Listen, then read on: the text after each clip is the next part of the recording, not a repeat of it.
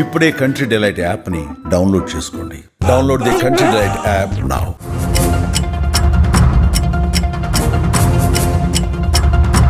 నకిలీ ఇళ్ల పట్టాల కేసులో గత 100 రోజులుగా విజయవాడ జైల్లో రిమాండ్ ఖైదీగా ఉన్న వైసీపీ నేత గన్నవరం మాజీ ఎమ్మెల్యే వల్లభనేని వంశీ మళ్లీ అస్వస్థతకు గురయ్యారు. విచారణ నేపథ్యంలో ప్రస్తుతం వంశీ కంకిపాడు పోలీసుల కస్టడీలో ఉండగా శనివారం రాత్రి అస్వస్థతకు గురవడంతో అధికారులు ఆయనను కంకిపాడు ప్రభుత్వ ఆసుపత్రికి తరలించారు. ప్రస్తుతం ఆయన వైద్య సమక్షంలో చికిత్స పొందుతున్నట్లుగా తెలుస్తోంది.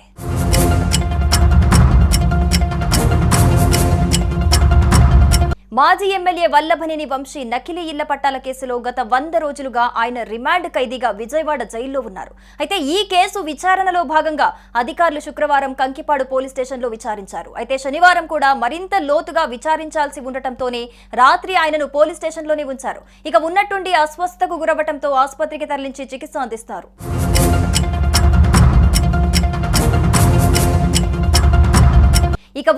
అస్వస్థతకు గురవటంతో ఆసుపత్రికి తరలించి చికిత్స అందించారు. ఆయన ఊపిరి తీసుకోవటంలో ఇబ్బంది పడుతున్నారని వైద్యులు తెలిపారు.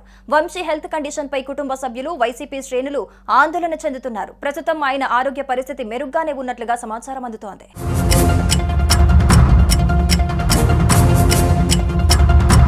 ఇక ఇదిలా ఉంటే వల్లభనేని వంశీపై నమోదైన 8 కేసులకు సంబంధించి గత కొద్ది రోజులుగా పోలీసులు విచారిస్తున్నారు. శుక్రవారం విచారణలో భాగంగా 2019లో నకిలీ ఇళ్ల పట్టాలు ఎందుకు ఇచ్చారని ప్రశ్నించినట్టుగా తెలుస్తోంది.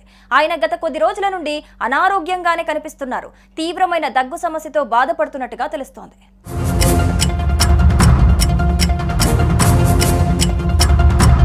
సుమన్ టీవీలో మీ పర్సనల్ అండ్ బిజినెస్ ప్రమోషన్స్ కోసం కింది నెంబర్కి కాంటాక్ట్ చేయండి.